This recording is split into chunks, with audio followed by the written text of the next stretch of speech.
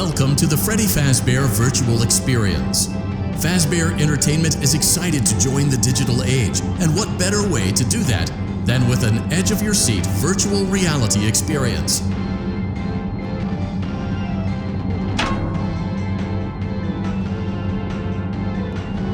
We know that Fazbear Entertainment has developed something of a bad reputation over the last few decades, and while it's true that some stories associated with our name were loosely based on actual events, the majority of them were total fabrications from the mind of a complete lunatic, lawsuits pending. But we aren't above laughing at ourselves.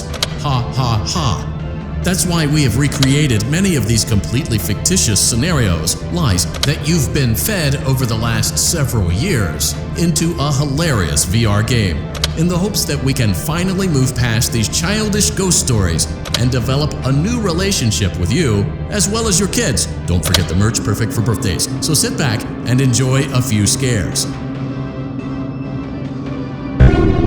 We do, however, ask that you agree to a simple waiver before you play. It's mostly just legal mumbo-jumbo and isn't at all based on user experiences thus far or injuries associated with testing.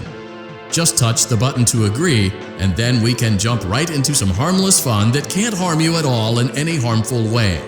Thank you for playing the Freddy Fazbear Virtual Experience.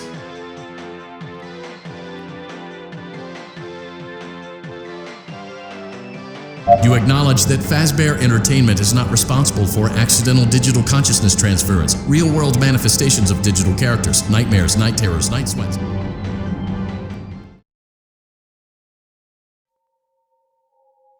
Welcome to the Freddy Fazbear Virtual Experience. Use the console in front of you to navigate the menu and pick one of the frightening experiences available. By completing these scenarios, more will become available.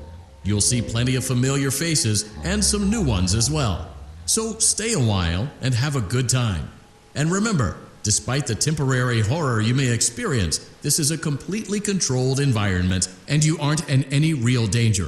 Fazbear Entertainment not responsible for real danger.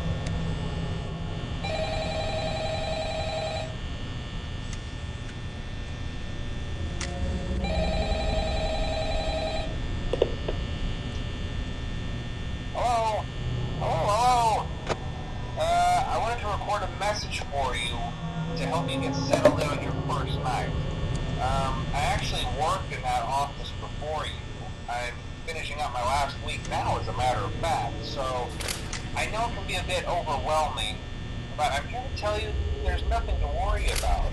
You'll be fine. So let's just focus on getting you through your first week, okay? Let's see. First, there's an introductory greeting from the company that I'm supposed to read. It's kind of a legal thing, you know. Welcome to Freddy Fazbear's Pizza, a magical place for kids and grown-ups alike, where fantasy and fun come to life. Fazbear Entertainment is not responsible for damage to property or person. Upon discovering that damage or death has occurred, a missing person report will be filed within 90 days, or as soon as property and premises have been thoroughly cleaned and bleached and the carpets have been replaced. Blah, blah, blah. Now, that might sound bad, I know, but there's really nothing to worry about. The animatronic characters here do get a bit quirky at night, but do I blame them? No. If I were forced to sing those same stupid songs for 20 years I never got about, I'd probably be a bit irritable at night too. So remember, these characters hold a special place in the hearts of children if you can show them a little respect, right? Okay. So just be aware, the characters do tend to wander a bit. They're left in some kind of free roaming mode at night. Something about their servos locking up if they get turned off for too long. They used to be allowed to walk around during the day too, but then there was the bite of 87. Yeah. It's amazing that the human body can live without the frontal lobe, you know? Now concerning your safety, the only real risk to you as a night watchman here, if any, is the fact that these characters, if they happen to see you after hours, probably won't recognize you as a person. They'll most likely see you as a metal endoskeleton without its costume on. Now, since that's against the rules here at Freddy Fazbear's Pizza, they'll probably try to forcefully stuff you inside a Freddy Fazbear suit. Now, that wouldn't be so bad if the suits themselves weren't filled with cross beams, wires, and animatronic devices, especially around the facial area. So you can imagine how having your head forcibly pressed inside one of those could cause a bit of discomfort and death. The only parts of you that would likely see the light of day again would be your eyeballs and teeth that pop out the front of the mask. Yeah, they don't tell you these things when you sign up. But hey, first station agrees. I'll chat with you tomorrow. Check those cameras and remember to close the doors only if absolutely necessary. Gotta conserve power. Alright, good night.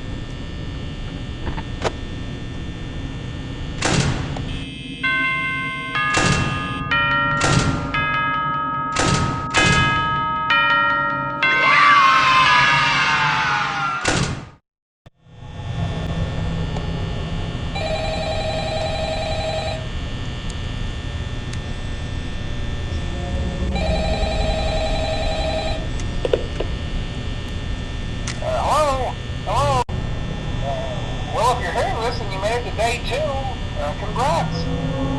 I won't talk quite as long this time since Freddy and his friends tend to become more active as the week progresses. It might be a good idea to peek at those cameras while I talk, just to make sure everyone's in their proper place, you know. Interestingly enough, Freddy himself doesn't come off stage very often. I've heard he becomes a lot more active in the dark, though, so hey, I guess that's one more reason not to run out of power, right? I also want to emphasize the importance of using your door lights. There are blind spots in your camera view, and those blind spots happen to be right outside your doors. So if you can't find something or someone on your cameras, be sure to check the door light. You might only have a few seconds to react. Not that you would be in any danger, of course. I'm not implying that. Also, check on the curtain in Pirate Cove from time to time. The character in there seems unique in that he becomes more active if the cameras remain off for long periods of time. I guess he doesn't like being watched. I don't know. Anyway, I'm sure you have everything under control. Talk to you soon.